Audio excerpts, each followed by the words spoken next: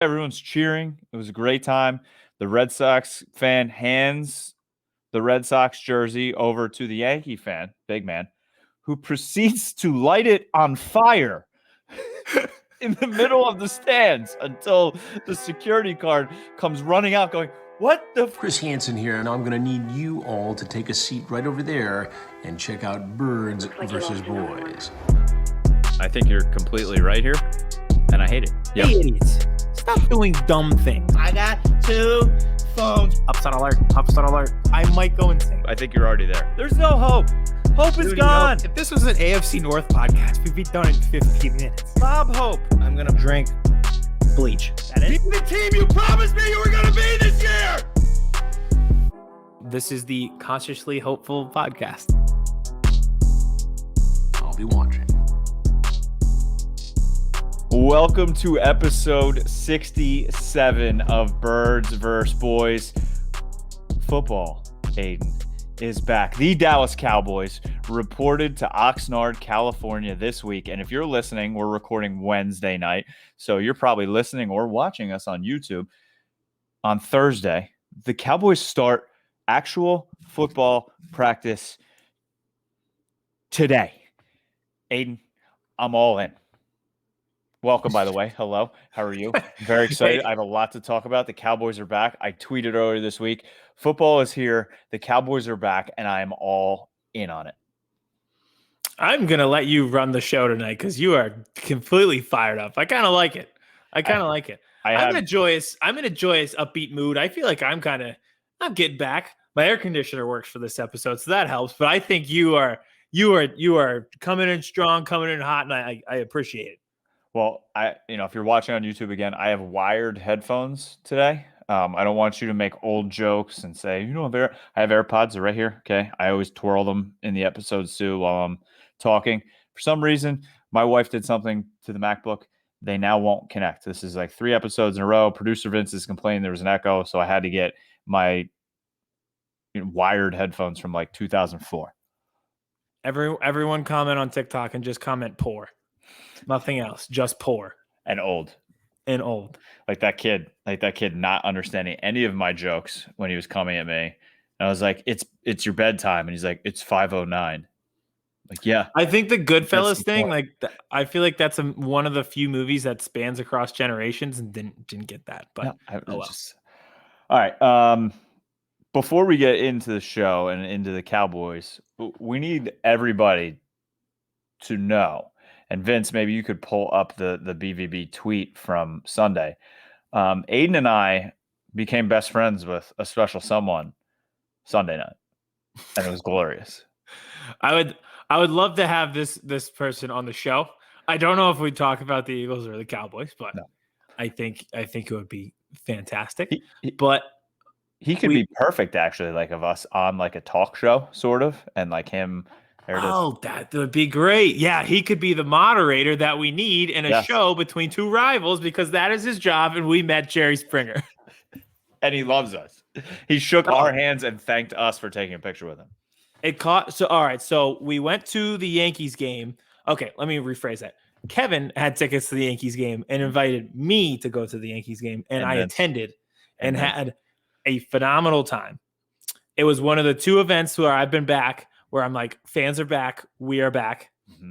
It was when I went to the Sixers game when they closed against Washington in the playoffs, and Sunday night, primetime, Yankees, Red Sox on national TV.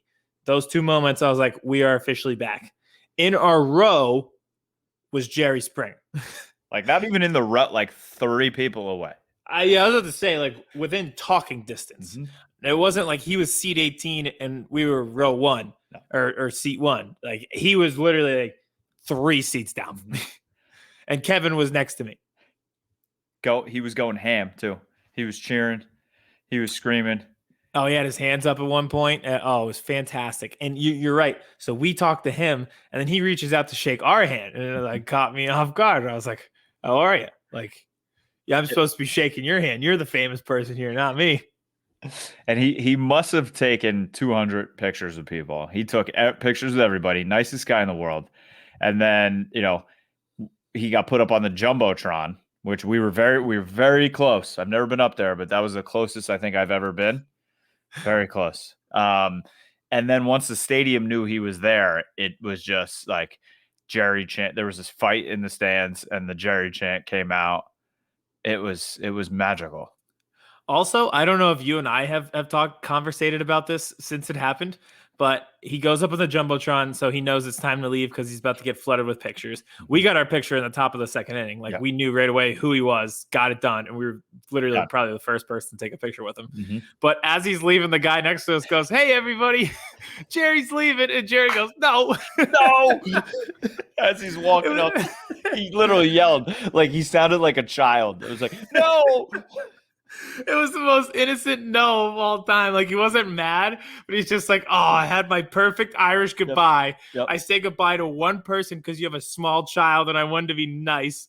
He like gave us a wave. Yep. We're like, "Okay, see ya." And he just wanted to walk up, and the guy announces it to the entire section that he's leaving. And then the whole walk up the aisle was just people flooding him. Oh, it was like that Sports Illustrated cover photo of, who is it, Dr. J, or who is it, Moses Malone walking down Broad Street with all of the Sixers fans behind him. That's what Jerry Springer looked like leaving the section. And then as soon as Jerry left, there was more commotion in our section behind us in the aisle. Everyone's like, "What's going on?" It was this big, huge Yankee fan with this like skinny Red Sox fan. Physically. Yeah, physically, like massive human. And I was like, "What, are they fighting?" Like, oh God, here we go. This dude's an idiot. So the big Yankee fan was paying the skinny little Red Sox kid to take off his shirt and put on the big fat man's Yankees jersey. So he was like, "Okay, everyone's cheering." It was a great time. The Red Sox fan hands the Red Sox jersey over to the Yankee fan, big man, who proceeds to light it on fire in the middle of the stands until the security guard comes running out going, "What the fuck are you doing?" It was a phenomenal fans are back moment where this guy tried to commit arson in front of 40,000 people, and they're all chanting, "Let him stay," as he's getting kicked out of the stadium for committing arson. We had a wonderful time. Fans are back. It's back. But I'll say this.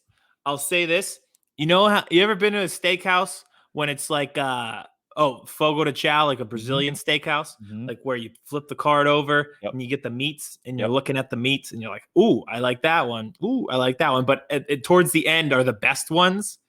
Fans are back. We've had some great moments.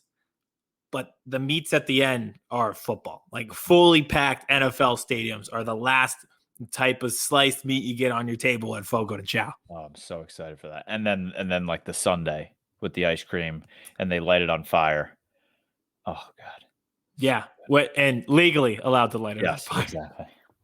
Great moment. That was just a phenomenal day of fans being back. It has me in a joyous mood. It has nothing to do with the Eagles, and it just has put me in a great headspace going into tonight. So should we get into it? I guess, yes. I'm fired up. I'll start anywhere. I'll talk about anything. If I can survive Yankees, Red Sox, I'll talk about anything. Well, I mean, you know that I've been here for glory hole days, and I've been here for not glory hole days. Oh my God. So Cox. I want me some glory hole. Are we talking about a weekend in Amsterdam, or are we talking about a Jerry Jones press conference? Into both. All right. We'll talk Cowboys because in a little bit, I have a ton to get to when it comes to the Cowboys. You have basically nothing to talk about when it comes to the Eagles. Nope. But let's spin it around the NFL a little bit. We haven't been doing this as much lately because, hey, let's face it, hasn't been that much going on in the NFL overall, but things are happening, some good things, some bad things, and we're getting closer to training camp. So one thing that did happen this week, unfortunately, was Cam Akers going down for the Los Angeles Rams, tore his Achilles, done for the year. I know you're upset fantasy-wise, and I think that hurts them because he was turning into a bona fide star. So I am upset for him because I thought he was going to have a breakout season. We had to do our fantasy draft like 4th of July weekend. We live all different places in the world right now. Literally, we got people in other countries on the West Coast, down south in Atlanta, like everywhere. LA, Israel, Pittsburgh, whatever. So we had to do it early. And that's the danger of doing it early, is someone could tear their Achilles. I, like you, thought he was going to have a breakout season. I think that offense is going to be phenomenal with Matthew Stafford. I think they'll be fine. They like Henderson a lot, and he had some moments last year as well. But you could just kind of feel like Cam Akers take the reins of that backfield. Yep. So do you think they kind of play it in-house here? Or do you think, I mean, I don't want to say there's great running backs on the free agent market. There's names on the free agent market, right? Todd Gurley's still there. Frank Gore's there. Adrian Peterson's there. Le'Veon Bell is there. Do they go that route and bring one of those guys into camp? Or do they wait a couple weeks, see what they have in camp before they would have to bring in a veteran? Yeah, I think if they bring anybody in, it's for depth. You're not bringing any of those names you brought in. I know the name value is high, but the talent level at this point is probably low. The most talked about name is probably Todd Gurley because he's played there before. I think the person with the most juice left in the tank, which is not saying much, is Le'Veon Bell. But I still think they're going to go with Henderson. I think that's the latest report I saw, that they like who they have. It's just that they're going to be a little bit more depleted. So if they bring somebody in, it would be for depth. I would agree.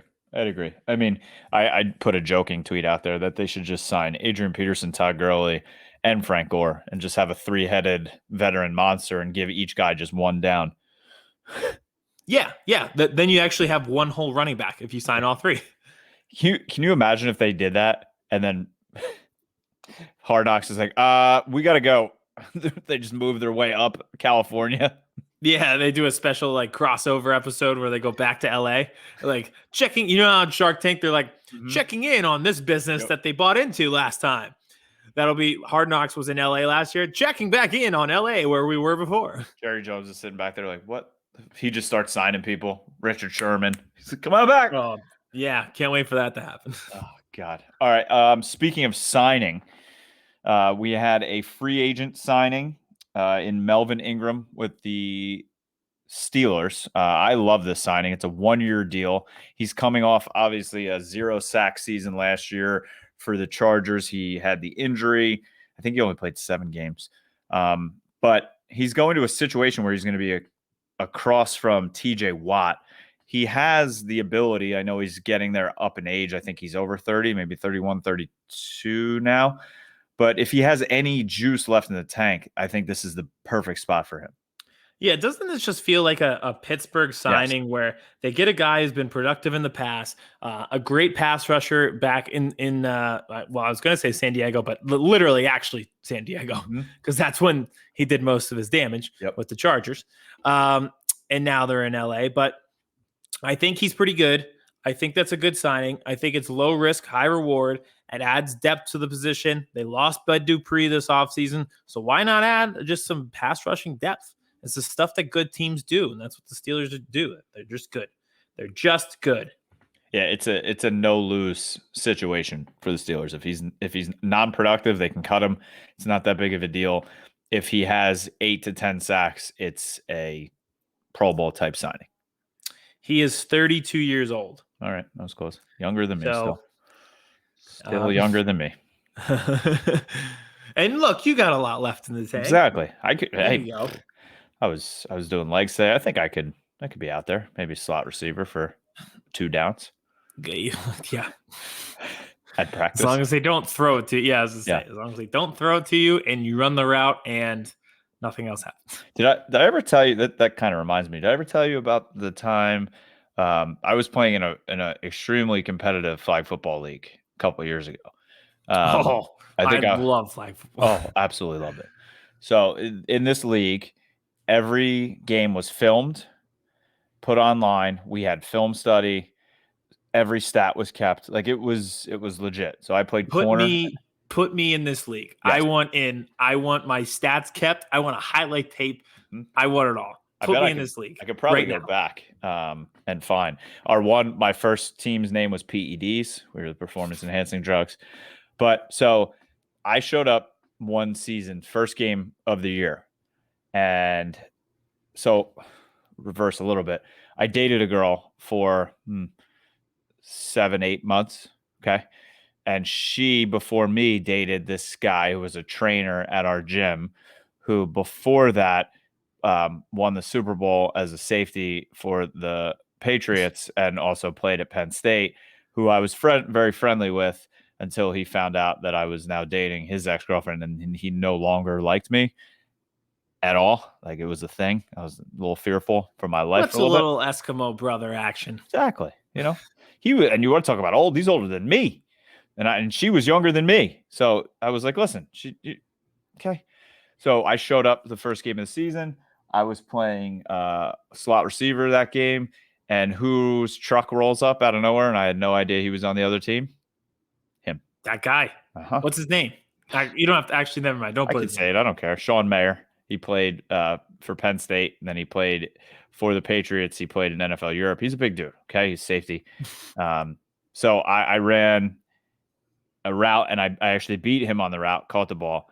Next play, I ran an out route, and I dove for the ball, caught it, and he put his forearm so hard through my temple, I thought it was it.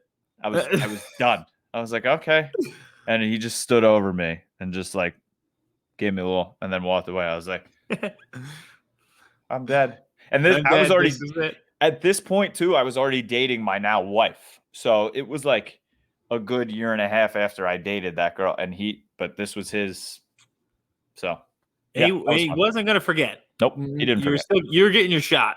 I forgot where I was for a minute at that moment, but yeah. So I don't know how we got there, but we got there just now. Flag football is very intense. I love it. I had so much fun. College, it was just like all the kids who didn't play college football just played flag football, and it was like very intense. It was just like a bunch of like fifth-year seniors of high school. And I remember rolling up in freshman year of high school. I was like, oh, yeah, I'm an athlete. I play lacrosse. I showed up at that flag football thing, and I was like, some of these dudes, I'm like, Jesus Christ. Like the athletic and size and speed that they had. And I was going to say the speed thing. Like, you think flag football, it's like, oh, we're going to run around and grab each other's flag. No, people are really fucking fast. That's what I remember. Just everybody was still fast. Everyone played somewhere. They just weren't big enough to play at freaking D1 school. Fast. Very fast. They were linear striders, all of them. Fast.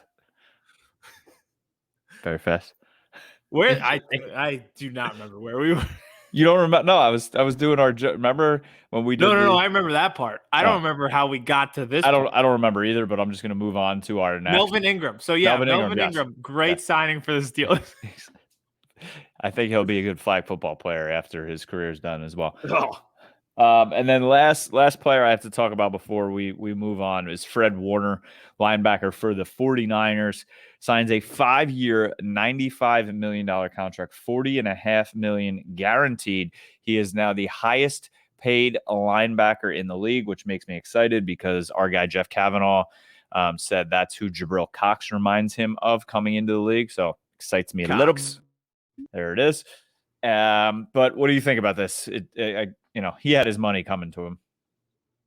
Yeah, so probably well deserved. Probably worth the contract. The 49ers are going to come up later in the episode, just foreshadowing for something completely unrelated. But give a shout out to Chase here, who was working on it today. He does great work for the 49ers now. I don't know if you guys have been seeing that, but yes, Chase, who's been on the show a few times, highest paid inside linebacker in the NFL. Like I said, probably well deserved. Great head for the ball. Great on the 49ers defense. I think the 49ers are actually going to be pretty good this year. I know they don't have the quarterback thing figured out, but everything else they do. That division is going to be so much fun. Mm-hmm. So much fun. I don't think much changes in terms of the divisions. Like, I think the divisions that were good last year are going to be good this year, and the divisions that were bad last year are going to be bad again this year. I don't think much has changed.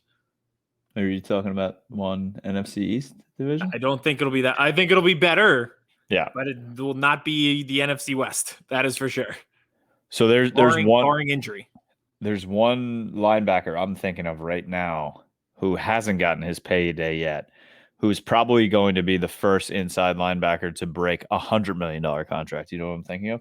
Well, who signed? There were two linebackers who signed today. Who was the other linebacker who signed? It was Fred Warner, Darius Leonard. Darius Leonard signed today as well. Oh, he did sign. That's who I was thinking of. Oh, okay. Yeah, he signed. Really? $19 million a year for 4 years. So you were close. 4 years, $80 million. So if he had a fifth year, that would be $100.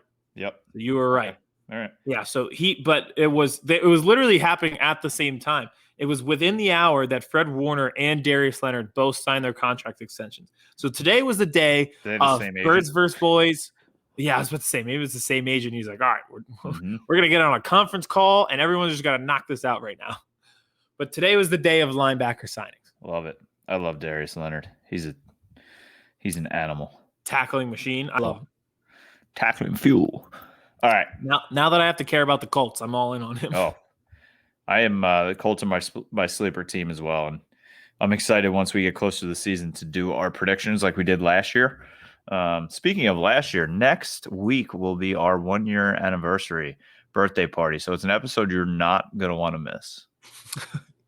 It'll be a little bit ridiculous. Vince, I expect a birthday cake.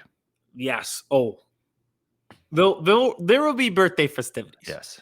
Carvel ice cream cake. Yes. We might have to do this one together somehow. We can make that happen. I have my microchip. Me too. I know. Well, we might have to.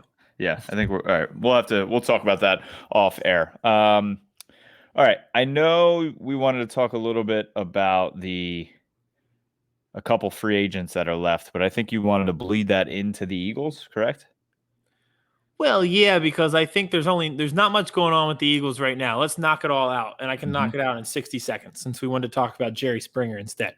The banner. Yes, they put a banner up. Who cares? I cannot wait to be done talking about this stupid banner on the side. They put up the championship trophy. People are like, oh, that's so petty because they put up Nick Foles and he replaced Wentz again. How did the Eagles not see that joke coming? Like, can I just be common sense director of the Eagles and just save them from all of the times that they put their foot in their mouth? They tried to make it just the trophy. Obviously, we know who's holding the trophy. It's Nick Foles. You guys are idiots. Let me be common sense director. Zach Ertz probably now staying with the team. We'll see. He's been around the facility. He's been working out there. Turns out not traded to the Bills yet. We'll still see, though, on that. It doesn't really make sense to have a guy on the team making $8.5 million when you have to figure out if your backup tight end is going to get an extension. And then lastly, Steven Nelson, who is I would say, the most coveted free agent left because it's not just the Eagles looking at him. I believe the Cowboys were interested at one point, too. They should be. They should be, yeah. Everyone who needs a cornerback, too, should probably be looking at this guy. And he tweeted out yesterday, either today or tomorrow, just that phrase, meaning he was going to sign. As of recording, it hasn't been today. Nope. It hasn't been yesterday. So maybe it's tomorrow. Maybe it is tomorrow. Tomorrow. So he is the coveted free agent. If we're talking free agents left, he's the guy Eagles fans have been honed in on for months. It seems to be coming to an end here as we get into training camp. The sweepstakes is over. We'll see if they're able to pull it off, if they want to pull it off. Hey, tomorrow, first day of camp practice for the Dallas Cowboys. So what better day to sign? Yeah, sign, get on the plane, grab your helmet, and go. I would love him to sign with Dallas. If he could not, my other free agent I would love to see in Dallas would be Geno Atkins. He just actually got cleared off the injury from the Cowboys doctors. That's who were putting him through. So not saying he's going to be the Geno Atkins of old. He was an absolute stud when he was in his complete prime. I hated that he had to have whenever there's great players like him and AJ Green, I just hate when they're stuck in, Cincinnati. Yeah, it's just terrible. That's why they should have gave us Jamar Chase. And Joe Burrow should be somewhere else as well. But I think he would be a perfect addition to the Cowboys defensive line. He could take pressure off some of the young guys, teach guys like Neville Gallimore and Bohanna and, all those young guys that they're counting on, and just teach them how to be pros and coach them up on the little things that make him a great player while also hopefully producing a bit. So I would love to see Geno Atkins, and I don't think he would come at that high of a price as well. Not at this point as we creep into training camp. And also, just like depth-wise, they have their depth. He wouldn't be getting a lot of reps anyways. So you don't really even have to expect the Geno Atkins of old when he was in Cincinnati, because you're not getting that, but you don't need that either. Nope. So I agree. I think that would be a good signing for them. We'll see if it happens. Me hearing that he got cleared by the Cowboys doctors tells me that they have a leg up on signing him, because if they don't sign him, every other team is going to be like, what's wrong? Yep. Like you cleared him, but you don't want him. So I think the Cowboys kind of have a leg up there. They could kind of do whatever they want to do. Yeah. All right. So is it my time to shine here? It is your time. It is your time to shine. You've been fired up all day. I am. I'm excited. So it just feels different, right? Last year was so strange. I love when training camp starts, because it's just a fresh start for everybody. You and I always say we love seeing clips of guys working out when they're on the fields and mini camps and OTAs, but it's just ratcheted up a little bit when they're at actual training camp. They're back in Oxnard. Hard Knocks is coming.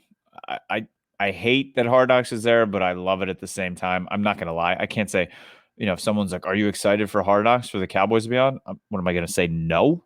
Of course I'm excited to watch them on Hard Knocks. It's great for content purposes of the show. 100%. As a silver lining. 100%. I mean, I was texting with you guys, joking around yesterday about some of the content lines that you can make them up so easily with that music in the background too. It's going to be so much fun. And you're able to kind of hone in on guys in the squad and players that, are on the lower end, because they always, they're going to hone in on the kid from Oregon State, right?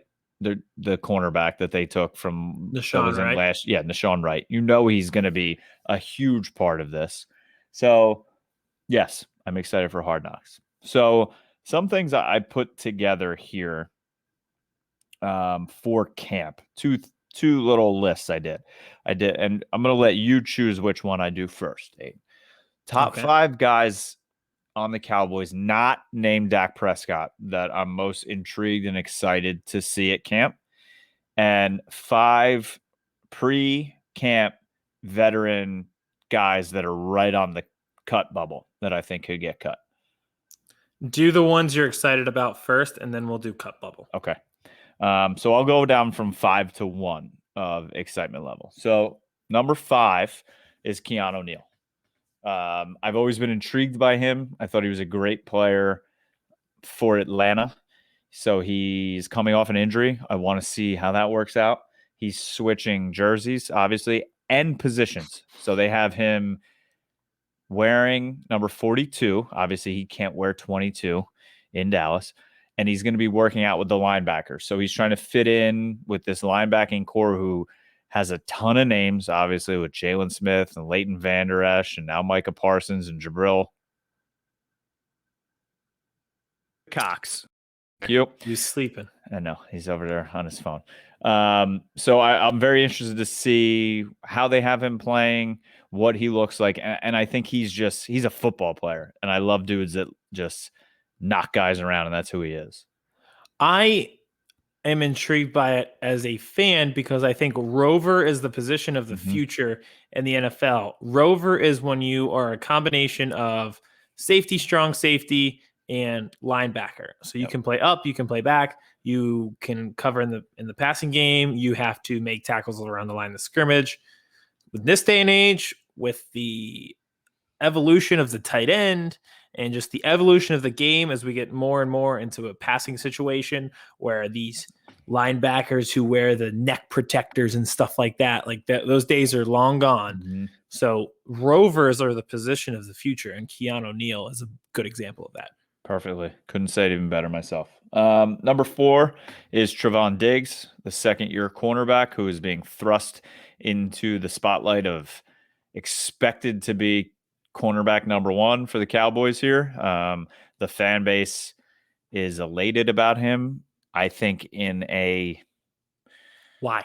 Yeah, I don't know. He had he played well last year, but he didn't play great. I know he went up against some of the best wide receivers in the league, and they kind of just threw him out there, and he held his own at times, but he got majorly exposed at other times. So he needs to take a major step in year 2.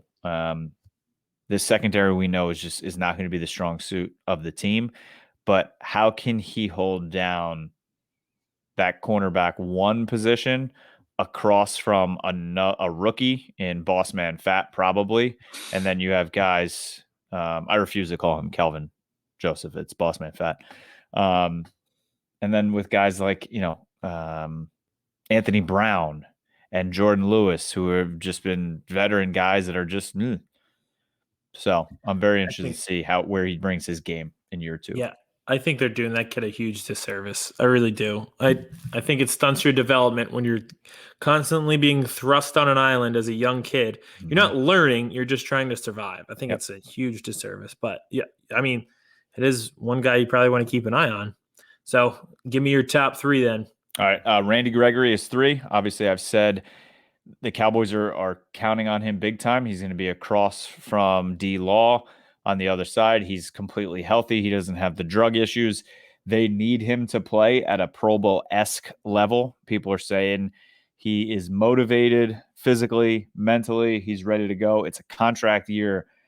He has all the talent in the world, all the speed in the world. Can he put it all together? And I can't wait to see if he starts to answer that question in camp. Is this his first time? I believe it is. So this is like a rhetorical question. Playing back-to-back seasons without a suspension. I believe I'm so, yes. almost positive that it is. He wasn't there all last season. I think he was suspended in the beginning of the season. Yeah, then he missed the first 6 games. Yeah. This is his first time. Yep. Finishing and then going right back into the season. Yes. Mm-hmm. Yes. 2 for me. CD Lamb, baby. I knew his name was coming up. Had to be. How can you not be excited to see what he does from year 1 to year 2? The pictures coming out that he's been posting of himself, the amount of lean muscle mass he's put on, he looks like he was in the gym and running routes all off season.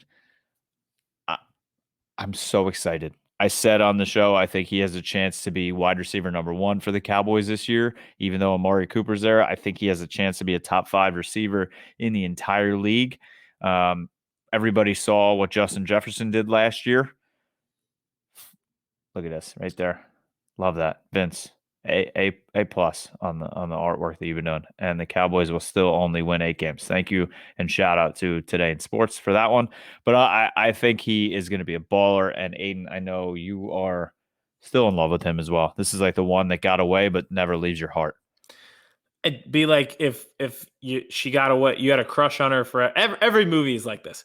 Where what was the movie with Jim Krasinski in it, and they go to the Hamptons or whatever, and she's in love with the other guy. The one, like, you have a crush on her, and then she's dating somebody else, and they're on Instagram, so you see it every week. It's like the song Jesse's Girl. Sure. You don't know that song? I mean, I've heard of it, but I'm also 25, so. Well, you didn't have like 80s parties in college? Or do you have like 90s parties? You had 90s parties? No, we listened to Trap Queen by Fetty Wap 60 straight times. I still listen to Trap Queen by Fetty Wap. That's my gym. Right here. Hold on. I'm going to do this because I always am called old. Oh, guys, just heads up. This will take a while. He has Pandora, so we're going to have to do with the commercials first. Fetty Wap, first one up there. Fetty Wap Radio. Amen. Wow. That is my gym mix. Wow. That is an interesting mix. That is not what I was gonna suspect would be your number 1 gym mix is Fetty Wap Radio. Amen, baby. Let's go. Wow. All right. That's incredible. But anyway, CD Lamb. So I've said this before, and your point there just strengthens it with him working in the gym to put on lean muscle. Despite playing different positions, he reminds me of Alvin Kamara, where they have a wiry frame, but it's basically all muscle. So they kind of bounce off people. They're really tough to tackle. Yep. He's going to be a stud. Any guesses for my number 1? My easy guess is Micah. Second dark horse is probably Tony Pollard because we've talked about this before. Maybe becoming RB1, even though there's some shock value to that. I mean, it's Micah. Yeah, yeah. It has to be Micah. He's the number one pick. How could you not be excited? Talking about Rover, that's exactly what he is as well. He can go after the quarterback. He can drop. He can tackle. I think he has the chance to turn into a Brian Urlacher-esque type linebacker. And if he can keep Jalen Smith off the field, that'll excite me. He's just going to tackle everything. You're going to have to deal with some points where he's young and inexperienced and he overplays shit. But he's always going to be around the ball in every single possession. Yep. So those are my 5 guys that I'm excited for. I won't put too much explanation in these next 5. I'll just kind of rattle off the names, and Vince can keep track of this. And when and if any of these guys get cut, I will give myself credit. So Tristan Hill at 5. This coaching staff did not draft him. He's going into year 3. He was productive last season in the beginning of the year, but then he got hurt. So we'll see what he can do in camp. But they brought in a lot of guys through free agency, like Brent Urban from Chicago. And then they invested a lot in the draft in defensive tackles. So we'll see. Carlos Watkins, another defensive tackle that they got from Houston. I think with what they drafted, we'll see. He's not a top priority, but he's a veteran. Cooper Rush, obviously there's a quarterback battle. Who's going to be the number 2? It's Cooper Rush. It's Ben DiNucci. It's Gilbert. So we'll see. But I think Cooper Rush is kind of on his way out of the league as it is. Jaron Curse does nothing for me. The safety, I think he played for the Jets. He was starting at safety a little bit. No, thank you. And then my guy, Darian Thompson. I mean, he's got to go. We got to do it's time. Okay. Goodbye. It's enough. We did that project and we failed the project. It's like when you make the volcano thing and you put 0 effort into it. And some of these kids' volcanoes look really cool and their parents help them paint it and it looks like rocks. And you took like a couple toilet paper rollers and put it up there and then just put some like red paper on the outside. It looks, we failed the project. It's over. Just a little paper mache on top, and that's about it. That's it. Other kids have the shit spitting out. Nope. You failed. Mm-hmm. I think that's I should have known number 1 on both lists. Excited and needs to be cut. So I'm super excited. Our guys are all out there. 105.3 The Fan, who I love. All their shows are in Oxnard. They had Brad Sham on today, the voice of the Dallas Cowboys. Our guy Kyle Yeomans is out there. They're going to be interviewing players. It's just the access that the Cowboys give you is almost too much sometimes. They actually were doing a scouting show in the middle of training camp where they were like giving so much information, and other teams admitted to watching said show to scout them, and they literally had to stop the show like mid training camp because they're like, guys, we can't give this much information out. So the access that you get as a Cowboys fan is incredible. And I will obviously be bringing as much of that information to you guys who listen and watch us. And hopefully, who knows, we might be able to try and get one or two of those guys who are out of camp on Birds vs. Boys while they're out there. So I'm excited. I'll take it one step further. We're going on our 1-year anniversary next week. I hope by year 2 or 3, we're just out there. Absolutely. How funny would that be if we spent like the first 2 weeks of camp in Oxnard and then the next 2 weeks at the NovaCare Center? Yeah, NovaCare is different because it's like, I don't know how to describe it. It's just like a normal practice. They don't have like a different, they don't like, if it were Lehigh, absolutely. Yes. I would do shows with the fans in the Lehigh parking lot every single morning if I could. But they've turned it into just like training camp is just practice. So it doesn't have that same vibe.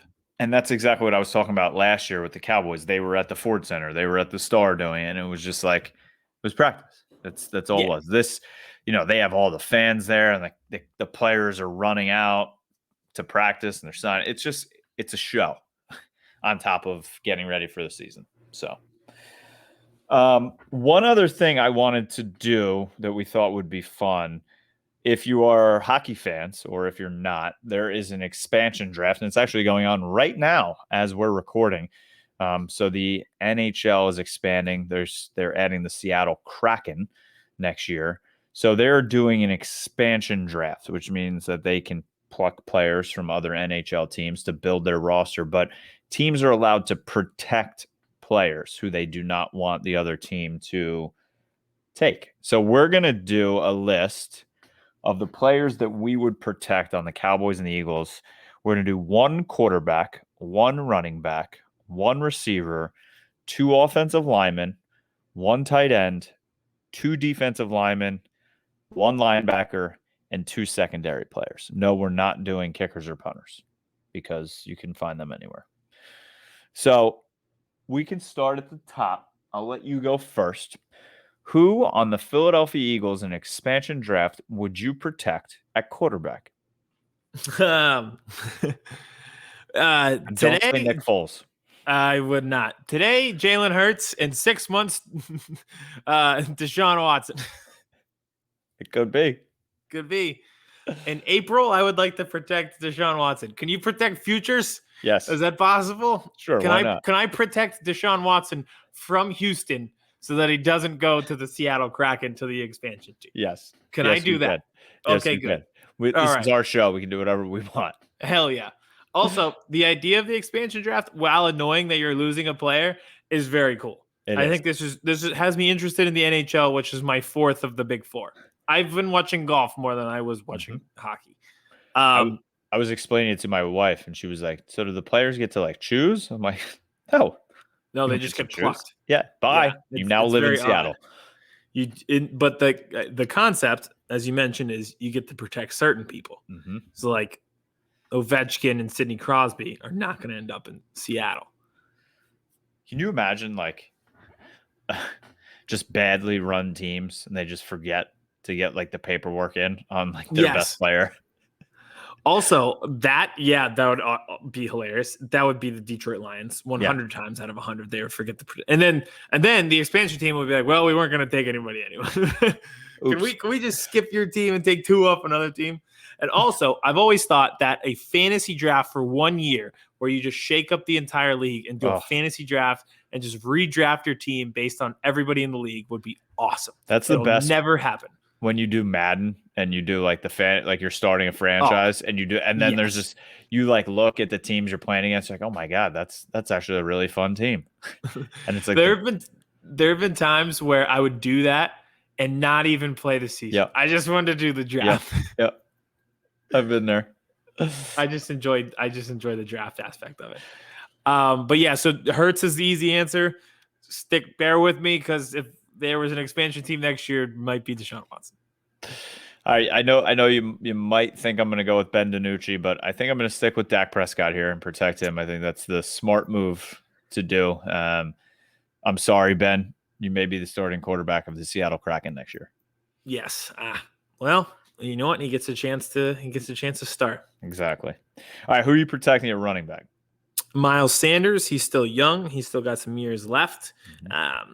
And I think we're angling towards a big breakout season for him. It was him and Cam Akers are the two guys that I won in my fantasy draft. I didn't get either one. And Najee Harris, but I didn't get it all three. I think Miles has a chance, especially with the Nick Sirianni offense, to do what he's very good at and be very good at it. Mm-hmm. I am protecting Tony Pollard. Oh. He's younger. He has juice. If the Seattle Kraken want to go after an old, wily veteran to sell tickets who doesn't have the speed anymore, take the money off my plate. Take Zeke. I want to protect Pollard. Yep, I was about to say. So reading up on what's going on with the Flyers, they're like dangling high-priced contracts because they're trying to clear up cap space.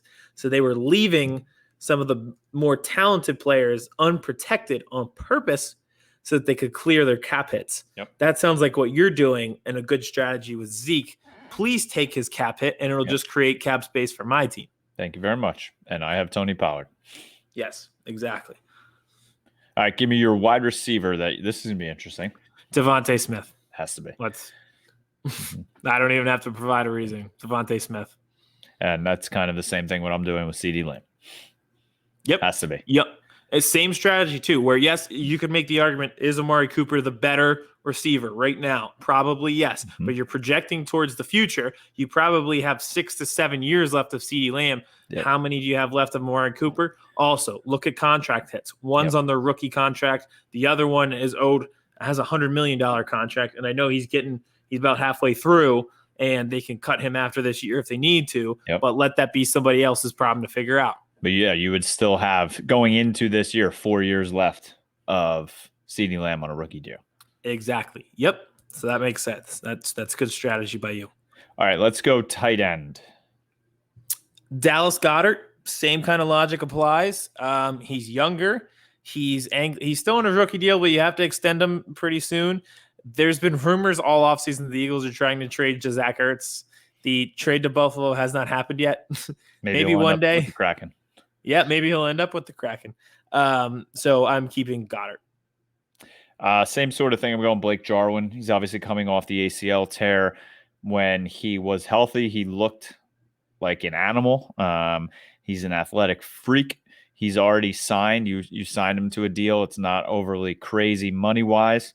So I'm excited to see what he can do. Yes, Dalton Schultz had a great season last year. So if the Kraken took him from you, you might be upset. But I think Blake Jarwin is the right choice to protect here. All right. We're going to do offensive linemen. Why don't you do both of your offensive linemen, and then I'll do both of mine. Okay. This is where mine get interesting because I think some of these have been obvious so far, but this is where it gets interesting.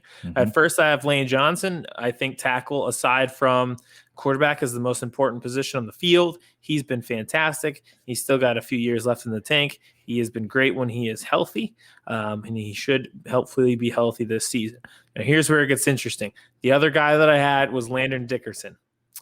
I know that's pretty crazy because they just drafted him, but I'm trying to project for the future. This kid probably is a guard, a starting guard, or a center, or both, depending where you need him. You expect him to be really good. Brandon Brooks is 31. He's had severe injuries and a big cap hit. So I'm trying to project, who do I keep? It would be between like Lane Johnson and Brandon Brooks, who I would keep. But I know I'm keeping Landon Dickerson as the other one. No, I like that. Again, this is a strategy. It's not. It's kind of like what we were talking about the free agents before. There's bigger names there, but they don't project out. Yeah, you're not trying to keep the biggest names. You're trying to strategize this. So that's where I land on that. All right, my two are Zach Martin and Lyle Collins. Zach Martin is a top 2 guard in the league. Some argue that he may be the best guard in the league. I think he's right there, 1A. And the other thing is you can kick him out and play him at tackle. He did it this past year. So you could have Zach Martin at left tackle, Lyle Collins at right tackle, and then build the inside. If you lose any of those guys, I love Tyron Smith. I really do, but I'm not protecting a guy who's in the later end of his career, who never plays 16, who has back injuries. If they want to take him and have a veteran leader, I mean, congratulations. Thank you for everything you've done for us. But I'm going to stick with the younger guy in Lyle Collins, who has the bigger upside going forward. And I'm just not letting Zach Martin go. So that's an untouchable. That might be, maybe aside from Dak, the biggest untouchable on the team. Yes, 100%. That's what I thought. Yep. It was funny because there were people always talk like, would you trade him for X? Would you? No. Yeah. No. There was even fans that were talking about putting him in a trade for Jamal Adams. No. Can you imagine if they did that now? Get the fuck. No. No. Imagine how bad that line would have been without him. God. And he got hurt, and then it was. I don't even want to talk. That was even worse. Yeah. All right, let's flip lines here and go to defensive line. So you can keep 2 defensive linemen. They could be tackles, they could be ends, whatever you want them to be. Okay, so the first one I did is Fletcher Cox. Of course. Should have saw that one coming. So I know he's getting older. I know he has a big cap hit, but it just, looking at who you should protect, he's still the most talented player on your defensive side of the ball, still an impact player. So you keep him around. You don't have to shed. It's not entirely to shed salary. I'd keep Fletcher Cox around. And there was actually articles this week, should you trade him? And I don't think you should. I get it. He has a big cap hit, but you need talent at some place on the field. You have to have talent. And then also the other one that I put is Josh Sweat. I think he was great last year in terms of like efficiency and reps, like his quarterback rushes. He was at a point where he had a better season than Jadeveon Clowney for $14 million less. It was pretty remarkable before they shut Clowney down. He had a great year. I know that they say he's limited because of his knee history. He had 2 like serious surgeries before he even made it to Florida State. He actually just tweeted and like subtweeted Jeff Mosher, which I thought was weird, and saying my knee's totally fine. I can go as long as they need me to. So maybe it's just recency bias because I saw that tweet today before we did the show, but I'm keeping Josh Sweat. I like it. I think it's smart. And he, what didn't they say? Who was saying his practice jersey needed to go to Canton? Oh yeah, that one training camp when they did the live training camp, and who was Matt Pryor? Yeah, he just destroyed him. Yep. Yeah. That's another day where I think we don't have to do the Wentz thing right now. I think that's another day where Wentz was like, "Yeah, I'm done. Like I'm just out of here." Yeah, like him getting killed in a practice by Josh Sweat. I think he was like, just this is not going to be out of here. A fun time. Yeah. All right, I am protecting my 2 defensive ends, DeMarcus Lawrence and Randy Gregory. I think those are obvious ones. You can build the inside. They're all younger guys. A lot of them probably won't be taken, but you need to keep the skill of DeMarcus Lawrence, the leadership that he brings, and then the major upside of Randy Gregory. Because I think if you don't protect both of them, they're both gone. If you don't protect one of them's gone. So I think those are the type of guys you have to protect, and you have to build your defensive line around. I thought it would be funny if you didn't protect Randy Gregory after saying he was one of the top 5 guys you were excited for this year. Oh, that would have been a foot in my mouth. I thought that would have been funny. But yeah, I think that's a smart move. Have to. All right, one linebacker. Okay. One linebacker. I would like to expand the expansion draft here. I would like to make sure that less than one linebacker is protected. I would like them all to be unprotected, and I would welcome the Seattle Kraken to take more than one. Would you actually like pay them to take all of them? Please take them. Just, you know what? If another team, like I know Las Vegas, so if you're unfamiliar with the NHL thing, Las Vegas put something, and your brother-in-law explained this to us, and this was fascinating to me.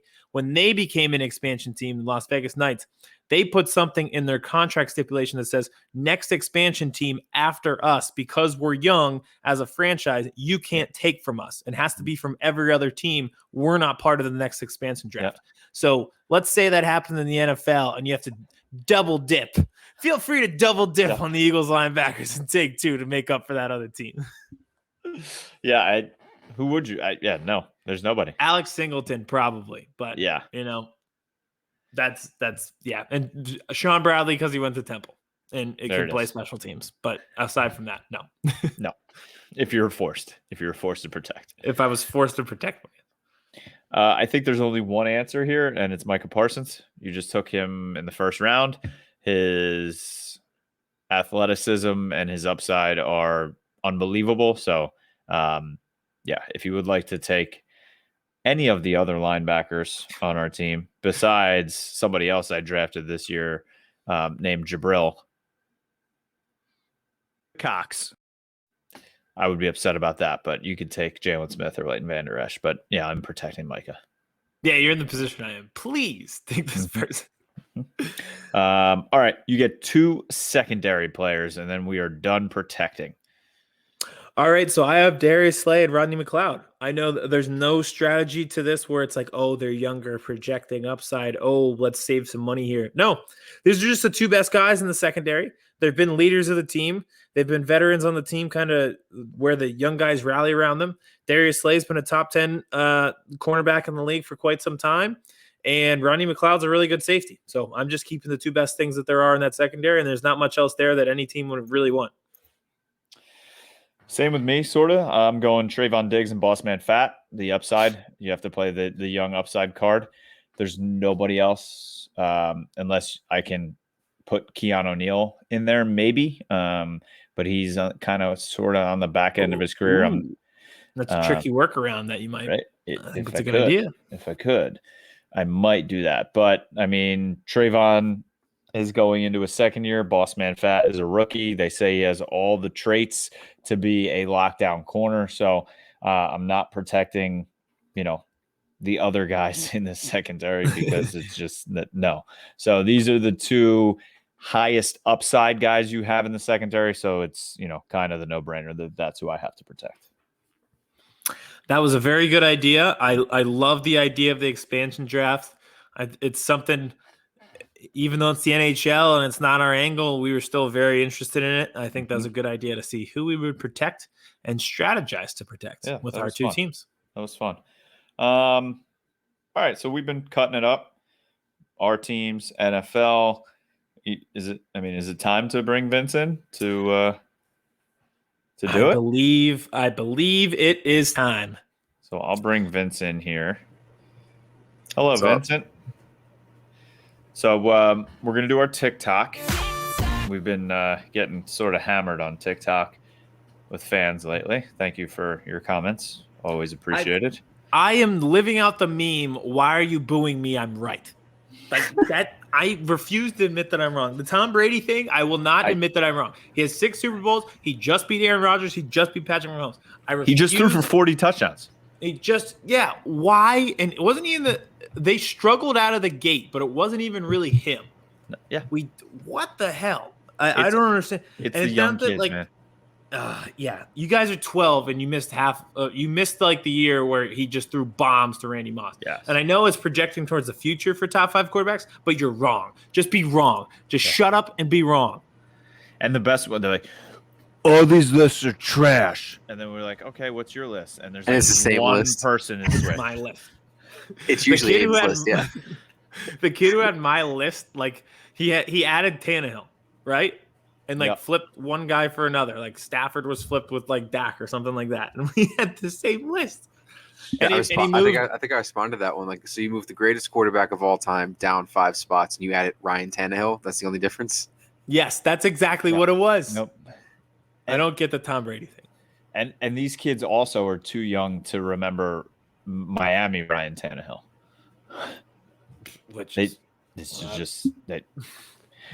And guys, he was a wide receiver in college. That was awesome, though. It was.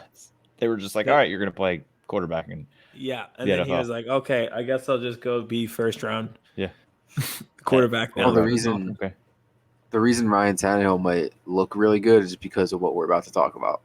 Yeah. Yes, good lead in by Vince. So this will be another kid. Only if he had the best running back in the league, though. Well, true. Or top 5 running back, even. I don't even know who his running back is, to be honest. No. Exactly. Yeah. Maybe. I bet he's unprotected in the expansion draft that we talked about. All right. So, like Vince alluded to, why Ryan Tannehill is good, and it's going to be another contested debate tonight.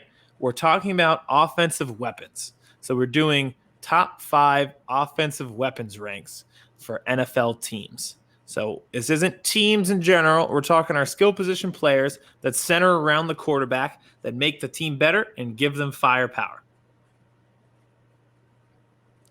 So 5 each. We got our normal triangle back. We'll see how it goes. Like I said, I think it'll be contested. You guys ready? Yeah.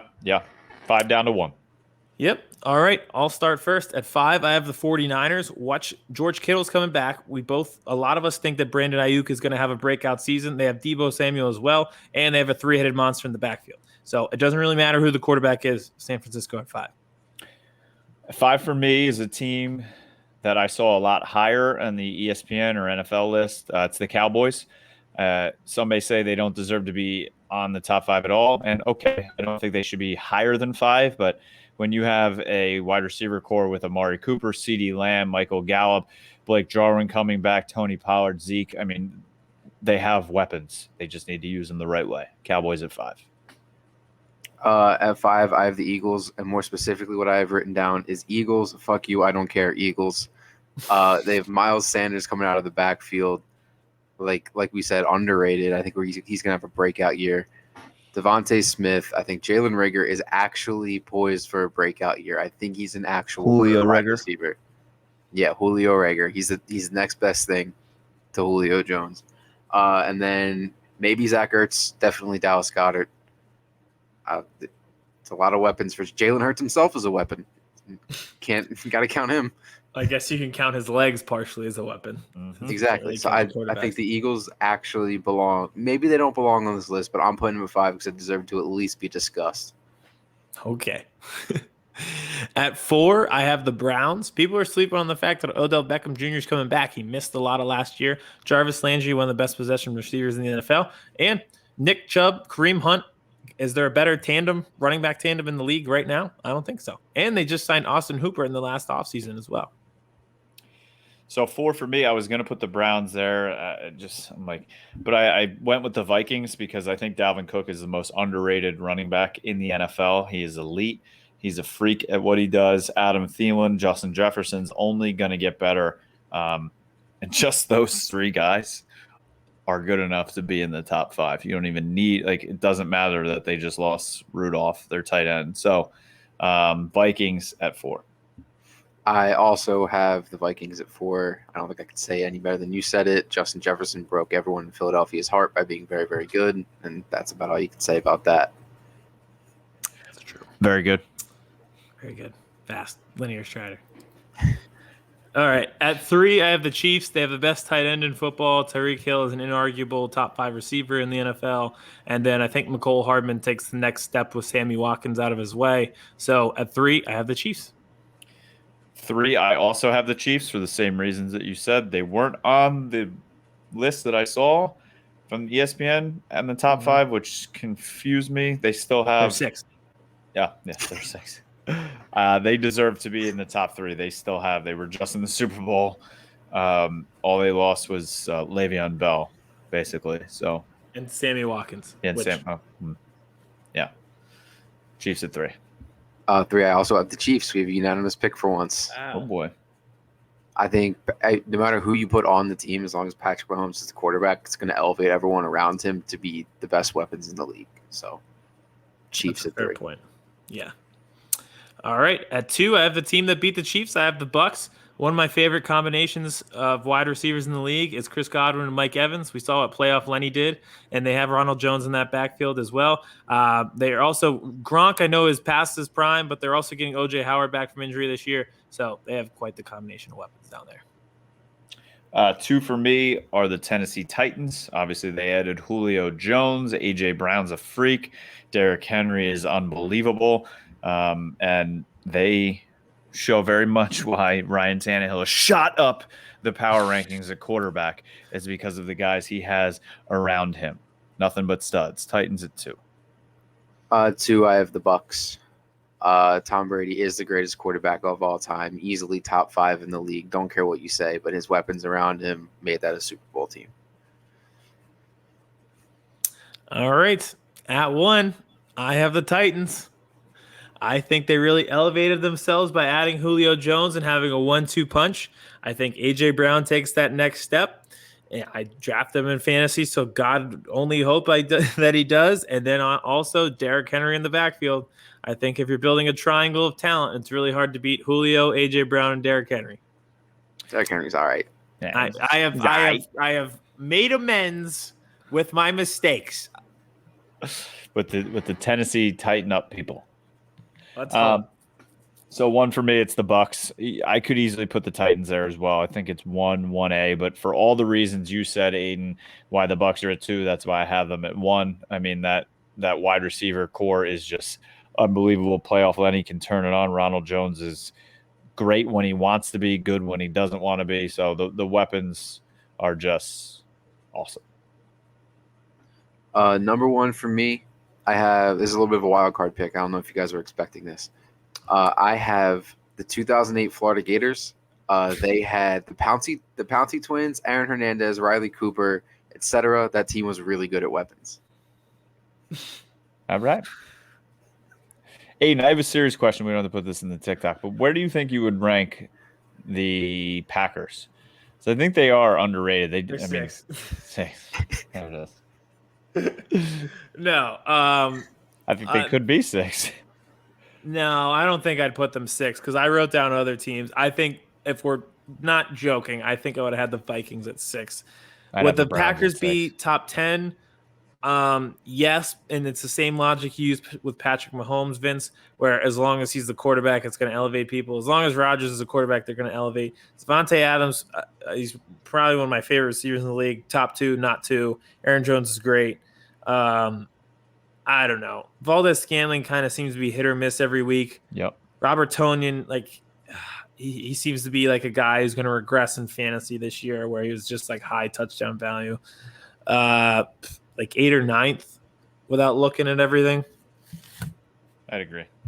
I think they have to be top 10, but 6 may be a little too high. I wrote down a bunch of teams and they were not one. I had the Cowboys written down before I had them. Yeah, I mean, I think the Cowboys and the Seahawks. So by that logic, 6 Vikings, 7 Cowboys, 8 Seahawks, they'd be 9th. I'm putting them 9th. Yeah, I think I would have Browns 6, Seahawks 7, Packers maybe 8, 8, 9. Yeah, I agree. There you go. I agree. All right, that's all I got. At the end of the, just to tag this at the end of the episode, we got a new drop, like a new drop. We have the Cox drop, and now we have for whenever we need that. I thought it might come in handy. Like these. Yeah, that's not old. That's just poor. There's no movie called Poor. I'm old. I'm not poor, but I am old. Yeah, I mean, that was fun. I'm excited. Football's back. Camp is here. Cowboys are here. Hard Knocks is almost here. Our 1-year anniversary birthday party, almost here. I'm excited. There's a lot of things going on. Tune in next week. Jerry Springer might be on the show. You never know. Chris Hansen here, and I'm going to need you all to take a seat right over there and check out Birds versus Boys. I think you're completely right here, and I hate it. Yep. Hey, idiots. Stop doing dumb things. I got 2 phones. Upset alert. Upset alert. I might go insane. I think you're already there. There's no hope. Hope is gone. If this was an AFC North podcast, we'd be done in 15 minutes. Bob Hope. I'm going to drink bleach. That is the team you promised me you were going to be this year. This is the Consciously Hopeful podcast. I'll be watching.